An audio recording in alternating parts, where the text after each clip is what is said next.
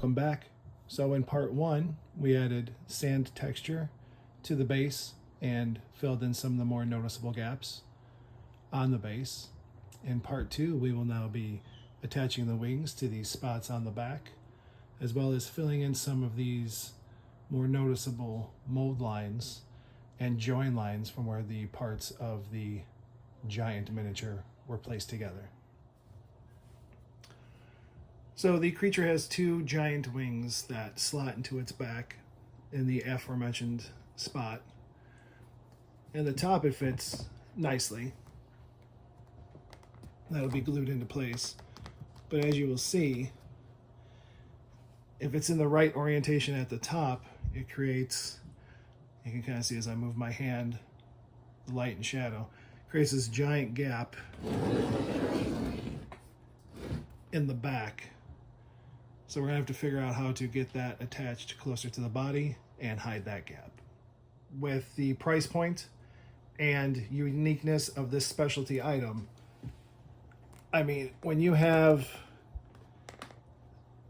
this big of a gap, you know, I can almost put my finger in there, of a high-priced item, it could be borderline unacceptable. So, how do we fix that? Simply at home. One way that we can try to fix this gap is by bending the piece to fit the groove a little bit easier. And the best way to do that, or one of the ways to do that, is with an old-fashioned hairdryer. Just something you can have directed heat on the item, and then you can try to bend it into place and work on it from there. The other way, and would be less favorable because I don't want to make Cthulhu soup, is to have a pot of boiling water, place the item in, and then try to form it as it's hot and malleable to the item. We'll see what happens.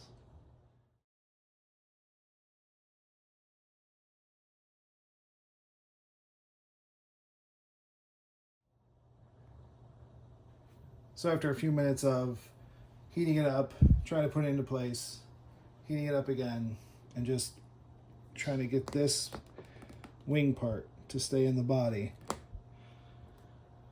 we haven't made much progress.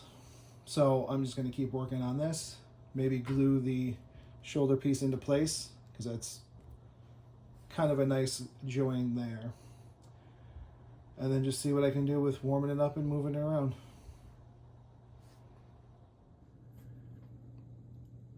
So after about an hour of shaving mold lines with an X-Acto knife, sanding edges, sanding down the giant nub that goes into the shoulder, and then just application of super glue, application of accelerator with both the spray and the pipette, sticking my fingers together a couple times, I have a solid join here of these wings on the body.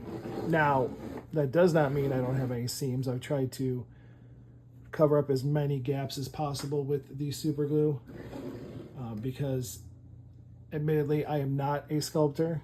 That part intimidates me more than painting this behemoth. I've tried sculpting in the past to varying degrees of success, and I'm hoping just filling in some of these gaps and folds will be a little bit easier for me. So for filling the gaps, I'm going to use something called Milliput or Milliputty. It can be found at Hobby Lobby or local hobby stores.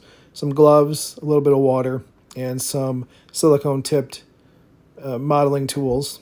What you do is take 2 portions of the putty and mix it together.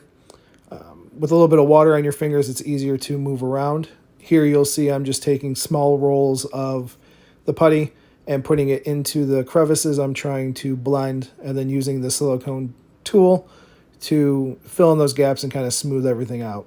One of the hardest parts of this was figuring out a way to attack all these different angles. So what I'm doing here is, as the putty is starting to dry, I'm taking a clean, cheap hobby brush and stippling into the putty to give it some texture to match the skin on either side of that gap. If I was to leave it smooth, it's simply just going to still pop out as a gap that was filled, but doing this will add that texture and make the transition between each section a little more seamless. Thank you for joining me in part 2 of the series where we worked on the body. In part 1, I tackled the base and adding some texture and filling those gaps. So if you'd like to go back and watch that, feel free.